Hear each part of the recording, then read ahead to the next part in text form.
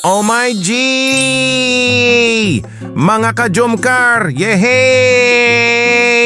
Handa na ba kayong mapapawaw at mapapasana all? Kasi grabe, ilang araw na lang at halos finish na ang napakagandang 2-story dream house ni Bebe J natin. Yahoo! At alam nyo ba, habang papalapit ang completion ng bahay, mas lalo pa itong gumaganda. May bagong updates na siguradong ikakatuwa ng bawat solid Jomcar supporter. Kaya huwag kayong aalis, samahan niyo ako hanggang dulo dahil may mga detalye tayong Grabe! Talaga! Pero bago ang lahat, isang napakalaking shoutout at saludo muna sa ating ama at founder ng Team Kalingap, Kuya Val, at syempre kay So Very Handsome Kuya Rab dahil sa walang sawang pagtulong nila sa ating mga kababayan. Marami na silang pamilyang nabigyan ng sariling bahay, maraming kabataan ang nabigyan ng scholarship at pag-asa sa buhay. Kaya mga ka-Jomcar, tuloy-tuloy lang po natin ang suporta sa kanilang napakagandang misyon. Ito na nga mga ka-Jomcar. Una pa lang, pinasilip na agad ni Papa Joms ang kanyang 2-story dream house gamit ang wide shot at drone shots. At OMG, grabe! Ang sarap panoorin. Kitang-kita sa taas kung gaano kaayos ang pagkakagawa ng bubong. Pantay na pantay, malinis ang finish at masasabi mo talagang napakahusay ng team na gumagawa ng bahay. Kayo mga ka-Jomcar, ano ang first impression nyo sa dream house ni Bebe J natin? Comment lang kayo sa baba po ha. Pagpasok ko, my G! Naman sa loob, wow! Ang ganda ng tiles, bagay na bagay sa light gray na kulay ng walls. Ang linis tingnan, ang eleganteng tingnan. Mapapasana all may ganitong bahay ka talaga. Oo. Bro, ito siya. Ito yung kulay niya, bro. Akala mo puti pero ano talaga siya? Parang light gray. Light gray, oo nga. So guys, meron na po ditong tiles. Kung mapapansin niyo po, medyo tawag yan. Bro, bumagay yung tiles mo dito sa ano. Oo kasi bro, Dito yung sa- talagang ano ko bro. Kulay. Medyo gray talaga yung ano ko. Light gray. Pagkatapos ay nakausap ni Papa Joms ang in-charge sa construction. Napag-usapan nila ang bagong bilin niyang water pump, water tank, at syempre ang aircon na nabili gamit ang blessings mula sa sponsors.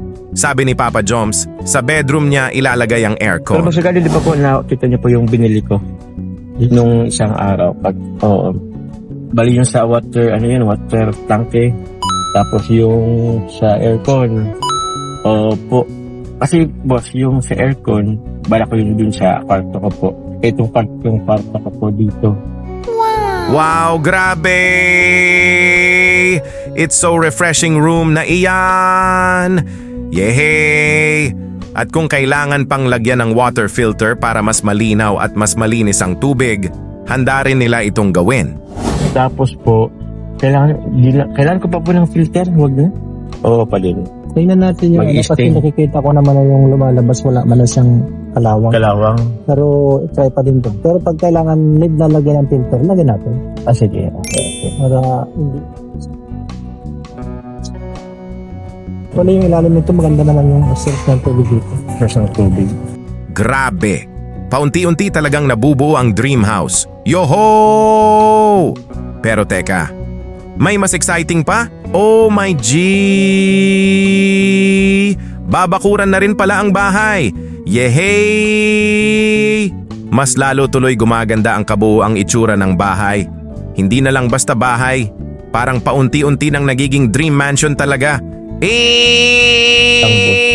Kailan kaya ako pwedeng magpabakod sakali? Actually, kung ano ito, pwede natin sabayan yung bakod mo. Bakod na dun? Bago magtapos yung ano din sa loob, meron ka na rin bakod.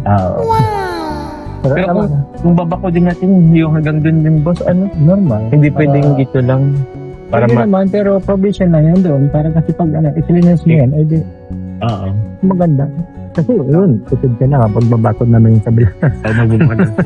Gusto lang po ng pasalamat kay Carla at baka maisabay lang yung bakod natin. At ito pa ang mas nakakabilib. May plano si Papa Joms na maglagay ng ilaw sa labas ng bahay. At alam nyo ba ang suggestion ni Kuya na in charge? solar lights! Yehey! Tipid na sa kuryente, maganda pa sa gabi. Grabe! Okay, stainless. Boss, may ano pala ako. Kasi, gusto ko kasi parang may mga ilaw pa sa labas. Like, gusto ko mailaw sa labas. Kung gusto mo, kumuha ka ng solar para wala tayong wiring. Solar. Oo, wala. Tapos sa mga labas mo, ganun din gamitin mo. Okay. Sige. Ano naman kaya yun, boss? Durable or quality naman? Actually, ang mga solar naman, pag napalitan natin ng baterya, battery lang naman yan. Hindi naman sisira yung panel niya. Okay po. Very good sir pala. Pero dito meron tayong meron tayong ginagamit na device ngayon para malis yung consume ng kuryente. Anong tawag Actually, yung electrician natin, merong Japan technology kasi yung gadget na nilalagay sa loob. So, 30 to 40% ang alilis ng consume. Galing. Saludo talaga tayo kay Kuya in charge. Ang dami niyang practical at magandang ideas. Hindi nakapagtataka kung bakit napakaganda ng outcome ng bahay. Yes! Sir! Pag-akyat naman ni Papa Joms sa second floor. Wow! Wow! Wow! Nandoon ang napakagandang chandelier sa sala. Ang social tingnan. Pagpasok sa bedroom, may plano pa siyang dagdagan ng ilaw. Ito po guys, ang request ko po nito is, dito lang po guys, para wala akong gagawing chandelier dyan guys. Pero meron pong ilaw po na 3 dito sa, yung may white na po na yan. At alam nyo ba, magkakaroon din siya ng walk-in closet. Yehey! Ito yung part na to, siguro dito po yung ating pong mga damit, dito po yung ating pong mga sapatos, and I don't know, siguro yung yung ibang damit lang kasi feeling ko kukulangin din to. Tapos sa tabi ng malaking sliding glass window, gusto niyang maglagay ng maliit na table. Parang table na maliit lang siguro, coffee table. Imagine nyo, nakaupo ka roon habang umiinom ng kape, tapos tanaw mo ang magandang view at ang sunset. Naku po! Parang gusto ko na ring lumipat doon. Hala, oy! Pero heto ang tanong ko po, ano sa tingin niyo ang mas bagay sa kwarto? Bright lights o medyo warm at dim ang dating?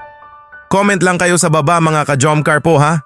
Baka mabasa mismo ni Papa Joms ang suggestions ninyo. Yay!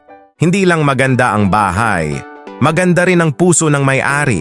Bago matapos ang vlog, pinameryenda ni Papa Joms ang lahat ng workers. May pansit, may happy birthday pa sa isa sa mga trabahador at sabay-sabay silang kumanta ng Happy Birthday to you! Happy birthday to you! Happy birthday to you! Happy birthday, happy birthday, happy birthday to you! Yehey!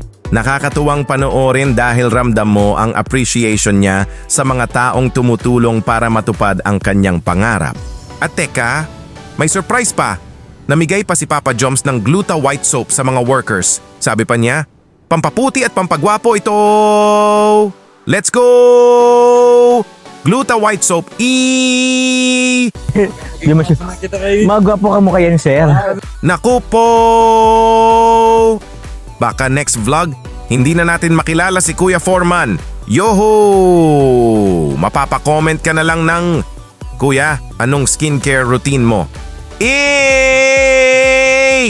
Mga ka-Jomcar, habang papalapit ang completion ng dream house ni Papa Joms, mas lalo tayong na-e-excite sa mga susunod na updates.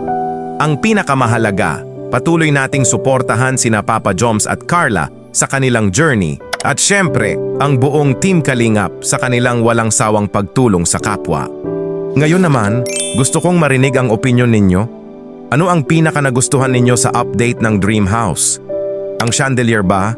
Ang walk-in closet? Ang solar lights? O ang napakabait na pagpapameryenda ni Papa Joms sa kanyang mga workers?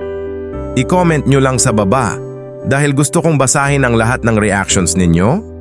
At kung nag-enjoy kayo sa video na ito, pa-like, pa-share, at kung bago ka pa lang dito sa ating masayang pamilya, subscribe na at pindutin ang notification bell para lagi kang updated sa bawat good vibes, kilig at Jomcar updates. Maraming salamat mga ka-Jomcar, ingat palagi, God bless, at magkita-kita po tayo sa susunod nating reaction video. Jomcar matatag and their love to each other is forever. Yehey!